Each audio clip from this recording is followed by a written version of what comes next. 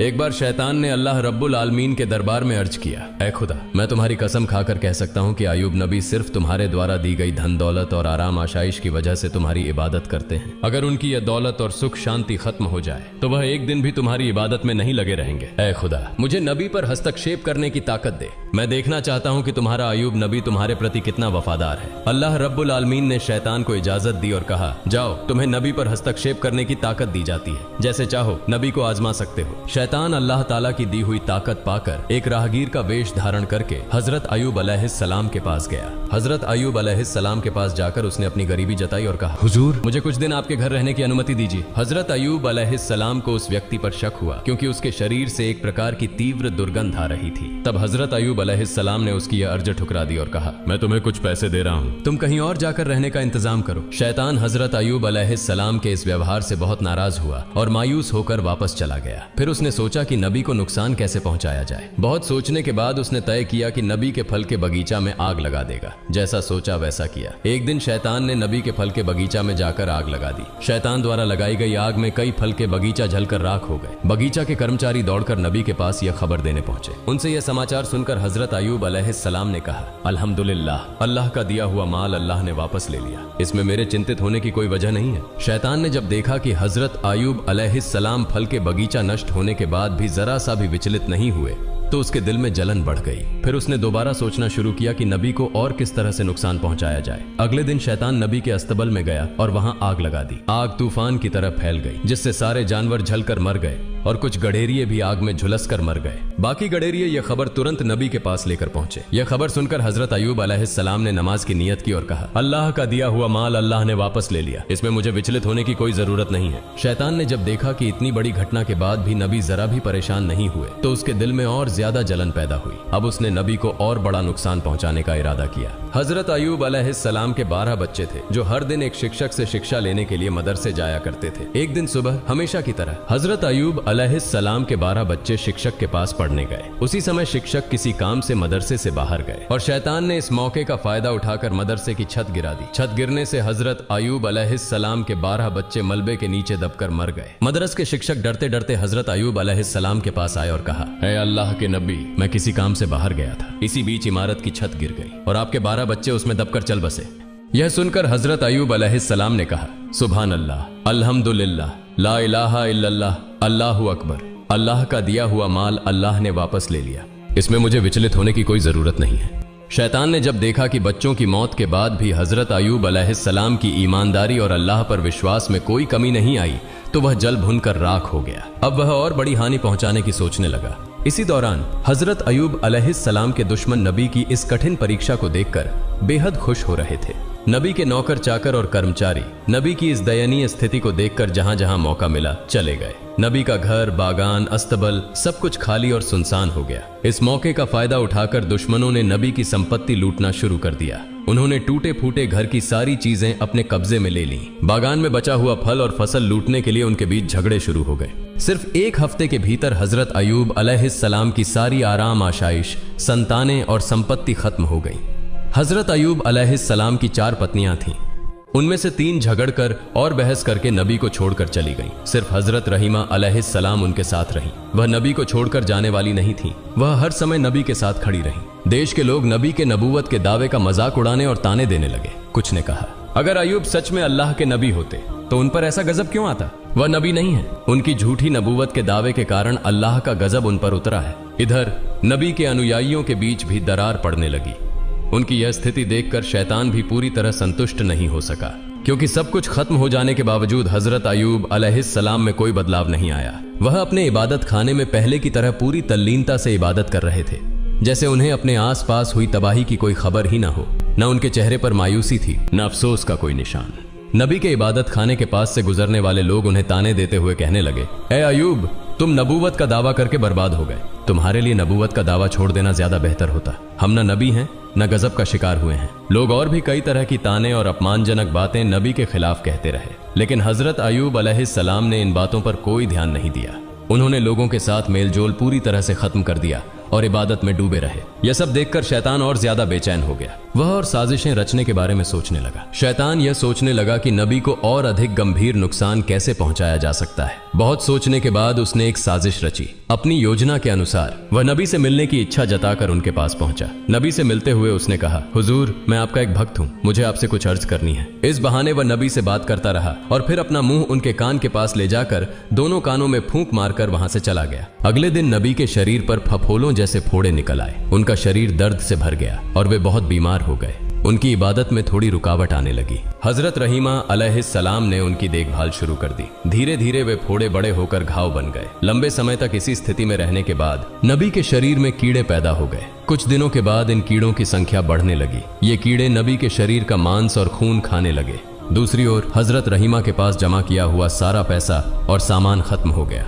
खाने पीने की गंभीर समस्या पैदा हो गई। कुछ दिनों तक नबी और उनकी पत्नी ने केवल पानी पीकर गुजारा किया, लेकिन आखिरकार हजरत रहीमा के लिए यह सहन करना मुश्किल हो गया। हजरत रहीमा अलैहिस्सलाम नबी के पास आकर अर्ज करने लगी, ए अल्लाह के नबी, अब हमारे पास कुछ भी नहीं बचा है, इसलिए गांव जाकर लोगों के घरों में काम करके रोजी कमाने के अलावा हमारे पास और कोई चारा नहीं है। अगर आप मुझे इजाजत दें तो मैं गांव में जाकर लोगों के घरों में काम करके हलाल रोजी कमा सकती हूं और उससे हमारे खाने का इंतजाम हो जाएगा। हजरत अयूब अलैहिस्सलाम अपनी पत्नी रहीमा की बात सुनकर बहुत देर तक रोते रहे। फिर उन्होंने कहा, रहीमा, मेरा इरादा तुम्हें तकलीफ देने का कभी नहीं था, लेकिन मैं बहुत बीमार हूँ और मजबूरी में तुम्हें इजाजत दे रहा हूँ। तुम जाओ और लोगों के घरों में काम करो ताकि कुछ हलाल रोजी कमा सके। नबी की इजाजत पाकर हजरत रहीमा ने गांव में लोगों के घरों में काम करना शुरू कर दिया। दूसरी ओर गांव वाले जब हजरत अयूब अलैहिस्सलाम के शरीर की स्थिति देखते तो बहुत भयभीत हो जाते। उनके शरीर से उठने वाली दुर्गंध से लोग घृणा महसूस करने लगते और उनके शरीर में सिहरन सी होने लगती। इसके अलावा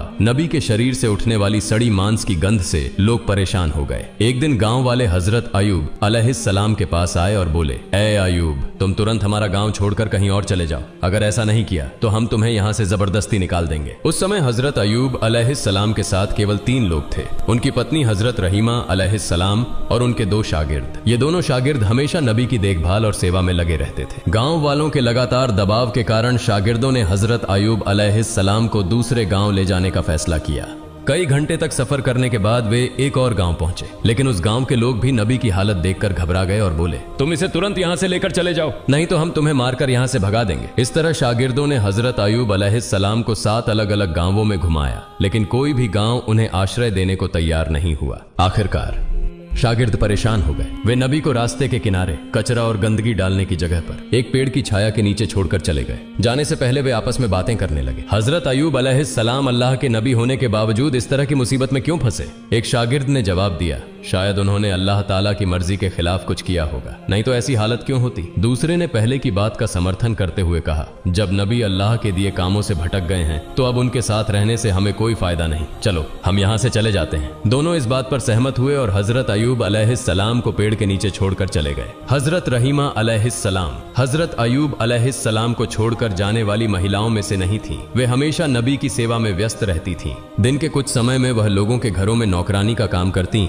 और जो थोड़ा बहुत कमा पाती उससे अपने पति के लिए दवा और भोजन का इंतजाम करती थी। इस तरह समय बीतता रहा। हजरत अयूब अलैहिस्सलाम के शरीर से कभी कुछ कीड़े मर जाते तो कभी नए कीड़े पैदा हो जाते। उनके शरीर पर कीड़ों की संख्या लगातार बढ़ती ही जा रही थी। उनके शरीर पर अब केवल हड्डियां और थोड़ा सा मांस ही बचा था। एक दिन उनके शरीर से कुछ कीड़े गिरकर जमीन पर आ गए। तब हजरत अयूब अलैहिस्सलाम ने अपनी पत्नी रहीमा अलैहिस्सलाम को बुलाकर कहा, रहीमा, इंसान मिट्टी से बना है और मरने के बाद उसका शरीर फिर मिट्टी में बदल जाता है। अगर मेरे शरीर का मांस और खून अल्लाह के इन कीड़ों की भूख मिटाने में काम आ रहा है तो इसमें कोई आपत्ति नहीं होनी चाहिए। कम से कम इससे इन्हें भोजन मिल रहा है। जो कीड़े मेरे शरीर से गिरे हैं उन्हें वापस उठाकर मेरे शरीर पर रख दो ताकि उन्हें अपना भोजन पूरा मिल सके। हजरत रहीमा अलैहिस्सलाम ने अपने पति के आदेश का पालन किया और गिरे हुए कीड़ों को उठाकर फिर से उनके शरीर पर लगा दिया। एक दिन हजरत रहीमा अलैहिस्सलाम गांव गईं, लेकिन उन्हें कोई काम नहीं मिला। इस वजह से वे बहुत चिंतित हो गईं। उनके मन में बार बार यह सवाल उठ रहा था कि आज वे अपने पति को खाना कैसे खिलाएंगी। उन्होंने पूरे गांव में काम ढूंढने के लिए बहुत कोशिश की, लेकिन कहीं भी उन्हें काम नहीं मिला। आखिरकार वह एक महिला के पास गईं और उनसे कहा, हे सम्मानित महिला, क्या आप मुझे आज के लिए कुछ पैसे उधार दे सकती हैं? मैं कल आपको ये पैसे वापस कर दूंगी। मेरा पति बहुत बीमार है और मैं आज कोई काम नहीं ढूंढ पाई हूँ। अगर आप मुझे कुछ पैसे उधार देंगी तो मैं अपने पति के लिए दवा और खाना ला सकूंगी, नहीं तो उन्हें भूखा रहना पड़ेगा। कृपया मुझ पर दया करें। महिला ने हजरत रहीमा अलैहिस्सलाम की बात सुनकर कहा, मैं किसी को पैसे उधार नहीं देती। मैंने पहले बहुत से लोगों को पैसे उधार दिए हैं,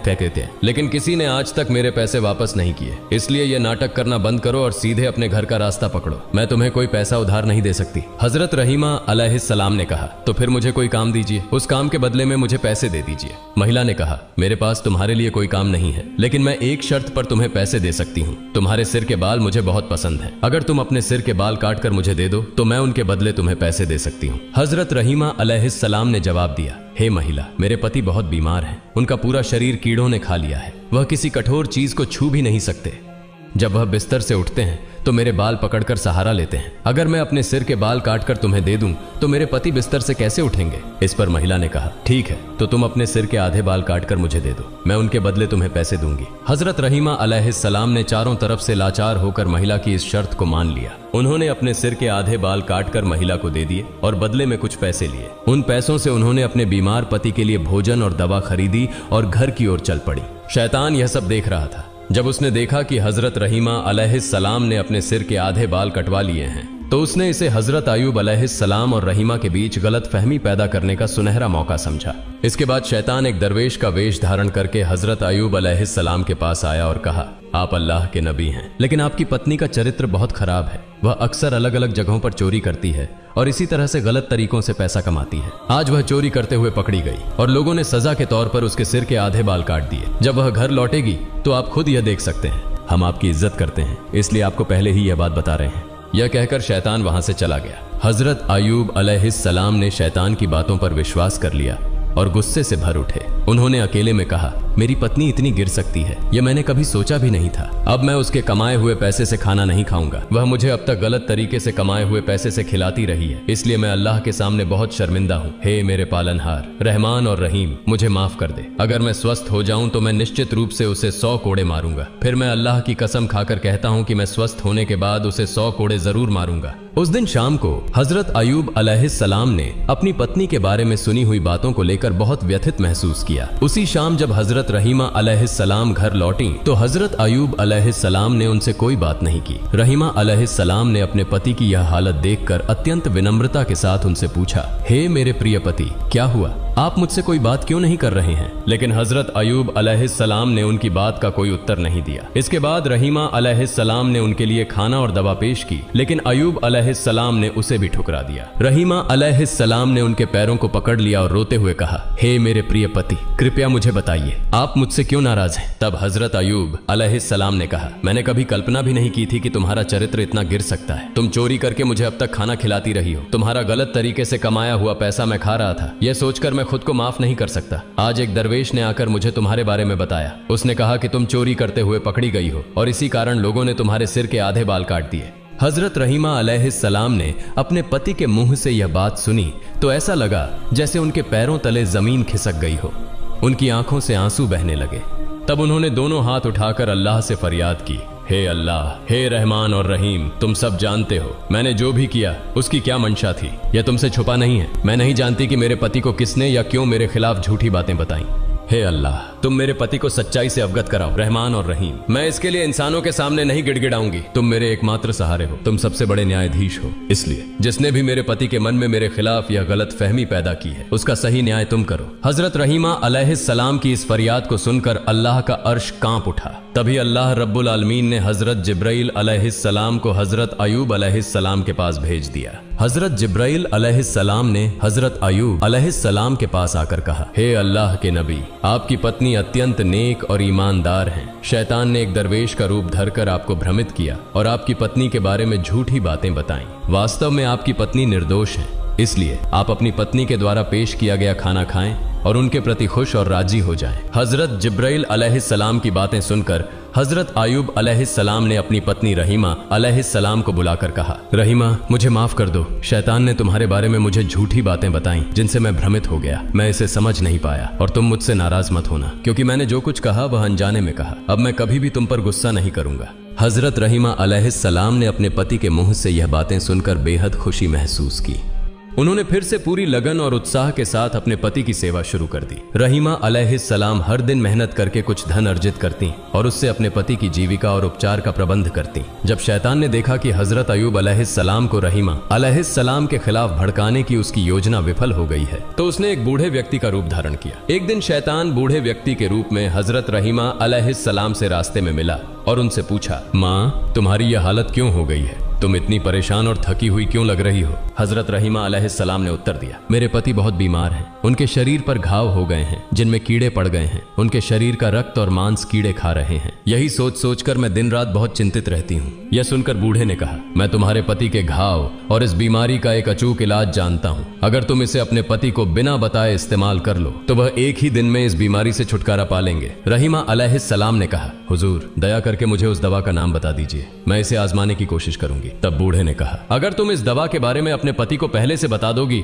तो वह इसे इस्तेमाल करने से मना कर सकते हैं। इसलिए यदि तुम बिना अपने पति को बताए इस दवा का उपयोग कर सको तो निश्चित रूप से वह स्वस्थ हो जाएंगे। इसके बाद बूढ़े व्यक्ति ने हजरत रहीमा अलैहिस्सलाम से पूछा, माँ, तुम्हारे पति का नाम क्या है?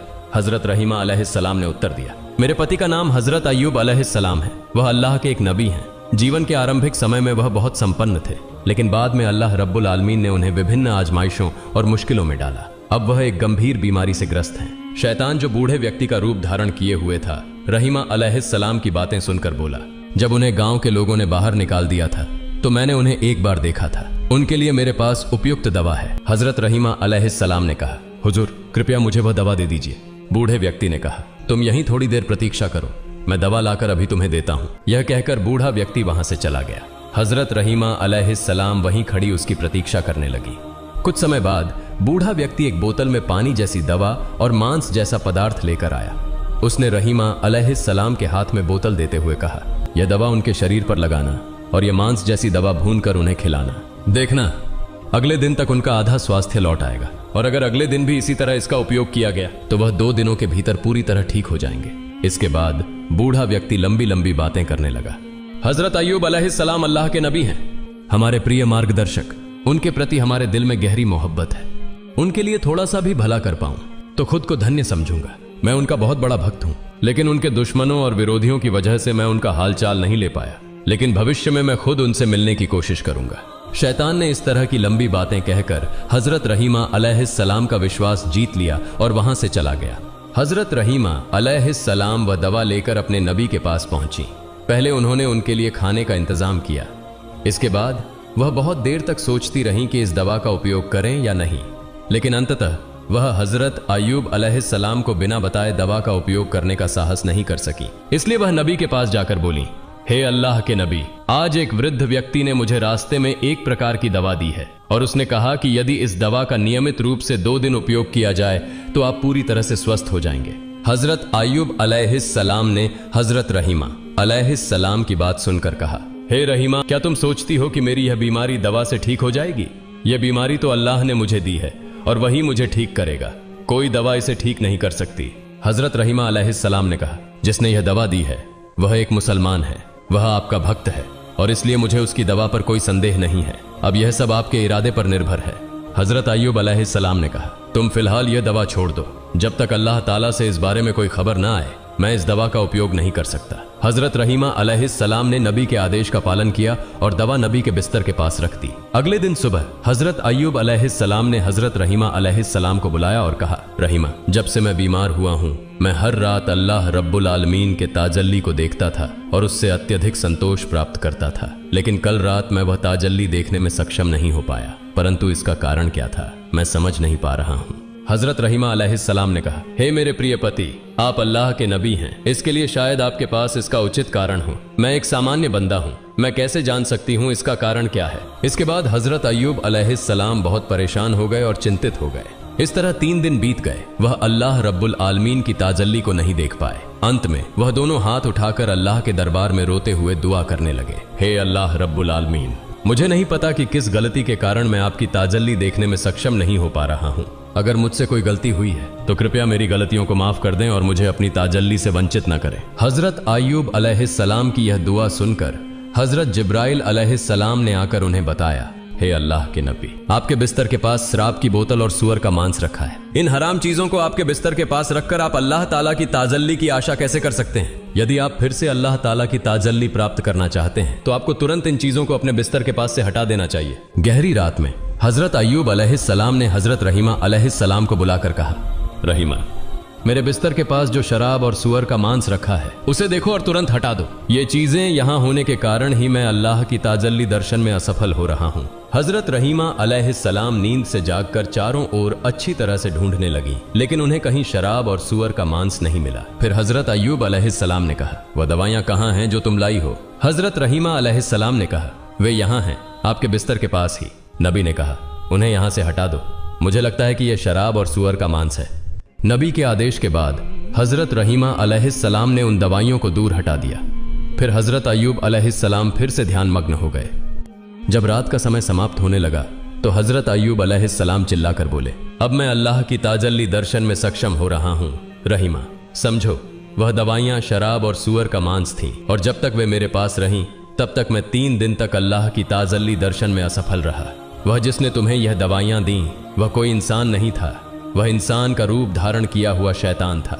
उसने इन दवाइयों से हमें भ्रमित करने की कोशिश की थी, लेकिन अल्लाह रब्बुल आलमीन की असीम मेहरबानी से हम शैतान के धोखे से बच पाए हैं।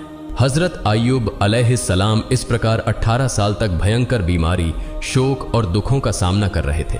अंत में जब कीड़े उनकी आंखों और जीभ पर हमला करने लगे तो वह रोते हुए अल्लाह के दरबार में दुआ करने लगे, हे खुदा, मेरी आंखों से मैं अपनी पत्नी को देखता हूँ और सूरज देखकर नमाज का समय निर्धारित करता हूँ और अपनी जीभ से तेरा जिक्र करता हूँ। इसलिए अगर ये दोनों चीजें कीड़े खा लें और नष्ट हो जाएं तो मेरे लिए तेरी इबादत करना बहुत मुश्किल हो जाएगा। इस दुआ के बाद अल्लाह ताला ने अपने नबी को सूचित किया, मैं जल्द ही आपको रोग मुक्त कर दूंगा और आपकी पत्नी को पुरस्कृत करूंगा।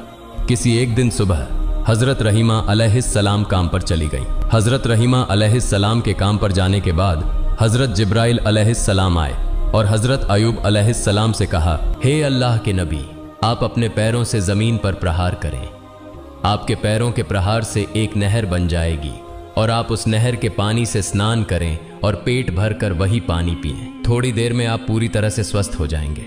हजरत अय्यूब अलैहिस्सलाम ने हजरत जिब्राइल अलैहिस्सलाम के निर्देशों के अनुसार पैरों से जमीन पर प्रहार किया। फिर वहां से एक जलधारा का स्रोत उभरा और उस जलधारा का पानी हजरत अय्यूब अलैहिस्सलाम के शरीर पर गिरने लगा। अल्लाह की मेहरबानी से जैसे ही वह पानी उनके शरीर पर पड़ा, उनके घाव ठीक होने लगे और नई त्वचा उगने लगी। इसके बाद नबी ने उस जलधारा के पानी से अच्छे से स्नान किया और तुरंत ही हजरत अय्यूब अलैहिस्सलाम के पूरे शरीर पर नई त्वचा उग आई और उन घाव इस प्रकार नष्ट हो गए जैसे कि उनके शरीर पर कभी कोई घाव या रोग था ही नहीं। जलधारा के पानी से स्नान करने के बाद उनका शरीर पहले से कहीं अधिक चमकदार और सुंदर हो गया। उनका चेहरा चांद की तरह चमकने लगा।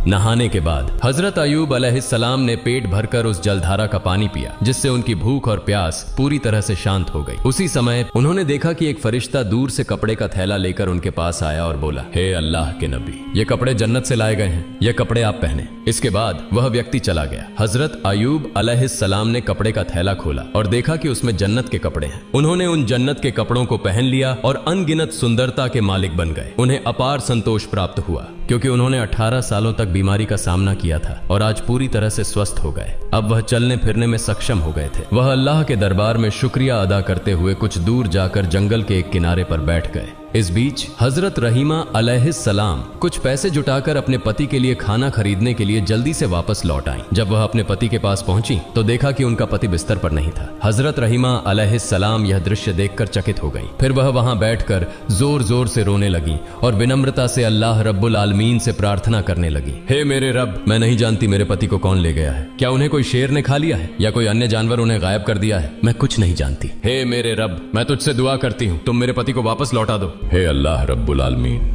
आप करुणा के सागर हैं। आपसे जो कुछ भी हो वह सब कुछ कर सकते हैं। मैं अपने पति के बिना नहीं रह सकती। हजरत रहीमा अलैहिस्सलाम इस तरह कई घंटों तक अल्लाह रब्बुल आलमीन के दरबार में प्रार्थना करती रहीं। फिर उठकर इधर उधर दौड़ते हुए हजरत अय्यूब अलैहिस्सलाम का पता करने लगी। वह देख रही थीं कि कहीं हजरत अय्यूब अलैहिस्सलाम का कोई निशान मिल सके, लेकिन काफी समय तक दौड़ने के बाद भी उन्हें हजरत अय्यूब अलैहिस्सलाम का कोई निशान नहीं मिला। उन्होंने दूर देखा कि एक व्यक्ति सुंदर कपड़े पहने हुए बैठे हैं। वह उस व्यक्ति के पास गई और पूछा, जनाब, यहाँ पेड़ के नीचे एक रोगी था, क्या आप उसके बारे में कुछ जानते हैं? हजरत अयूब अलैहिस्सलाम इतने समय तक दूर बैठकर हजरत रहीमा अलैहिस्सलाम की स्थिति का निरीक्षण कर रहे थे। तत्क्षण वह हजरत रहीमा अलैहिस्सलाम के सामने अपना परिचय नहीं दिए। उन्होंने हजरत रहीमा अलैहिस्सलाम से पूछा, रोगी तुम्हारे क्या हाल है? हजरत रहीमा अलैहिस्सलाम ने उत्तर दिया, वह मेरे प्रिय पति थे, वह अल्लाह के एक नबी थे, उनका नाम हजरत अयूब अलैहिस्सलाम था। वह 18 साल से बीमार थे और मैं ही उनकी देखभाल करती थी, लेकिन आज काम करने के बाद जब मैं वापस आई तो मैंने उन्हें नहीं पाया। मुझे नहीं पता कि वह अब कहाँ हैं। क्या उन्हें कोई बाघ ने खा लिया है या कोई और जानवर उन्हें ले गया है? अगर आप उनके बारे में कुछ जानते हैं तो कृपया मुझे बताएं।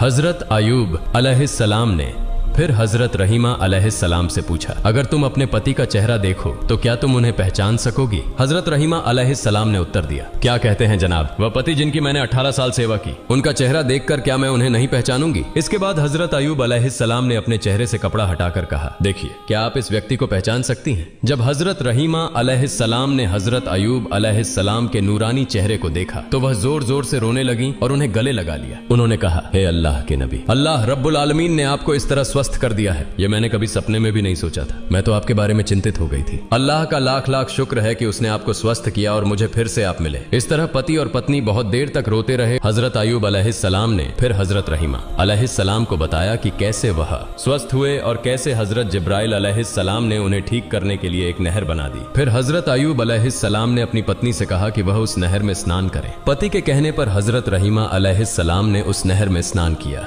जैसे ही हजरत रहीमा अलैहिस्सलाम ने उस नहर में स्नान किया, उनका चेहरा भी चंद्रमा की तरह चमकने लगा। 18 वर्ष की युवती की तरह शरीर में रूप और सुंदरता वापस आ गई। इसके बाद हजरत अयूब अलैहिस्सलाम अपनी पत्नी को लेकर घर लौटने के लिए रास्ता तय करने लगे। जब वे अपने घर पहुंचे तो देखा कि उनका घर पहले की तरह सुरक्षित है। फिर वे अंदर गए और देखा कि उनके बच्चे खेल रहे थे। बच्चों ने उन्हें देखा और दौड़ते हुए उन्हें गले लगा लिया और पूछा, आप लोग कुछ दिनों से कहां थे? हजरत अयूब अलैहिस्सलाम ने कहा, हम अल्लाह ताला की दावत पर गए थे। फिर बच्चों ने जोर जोर से रोना शुरू कर दिया और कहा, आप हमें अकेला छोड़कर दावत में क्यों गए थे? हजरत अयूब अलैहिस्सलाम ने कहा, वह बाद में बताऊंगा। इसी दौरान खेत से फिर से कुछ सेवक आए और कहा, हे अल्लाह के नबी, आपके जानवर और बाग बगीचे जो नष्ट हो गए थे वे आज फिर से पहले जैसे हो गए हैं। हम नहीं जानते कि ये सब पहले जैसी हालत में कैसे वापस लौट आए। कुछ समय बाद कुछ और सेवक आए और कहा, हुजूर, आपका संपत्ति, बर्तन जो लोग लूट कर ले गए थे वह सब हम पूरी तरह से वापस ले आए हैं। सारे सामान इस महल के कुछ कमरों में रखे गए हैं। हजरत अयूब अलैहिस्सलाम के कुछ पुराने सेवक भी आए और उनके दोस्तों और विकास के बारे में समाचार लेकर आए, जिसे सुनकर नबी ने फिर से अल्लाह रब्बुल आलमीन की इबादत में लीन हो गए। इसी दौरान हजरत जिब्राइल अलैहिस्सलाम नबी के पास आए और कहा, हे अल्लाह के नबी, आपने बीबी रहीमा अलैहिस्सलाम के बाल काटने की घटना पर गुस्से में आकर कसम खाई थी कि आप उन्हें 100 कोड़े मारेंगे।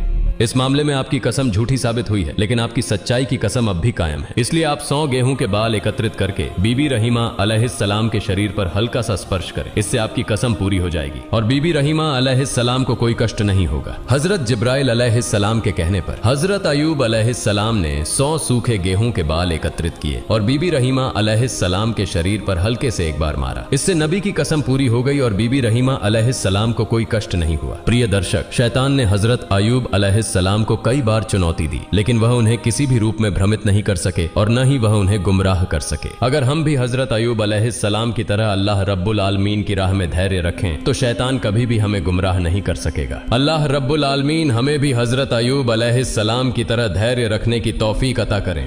आमीन।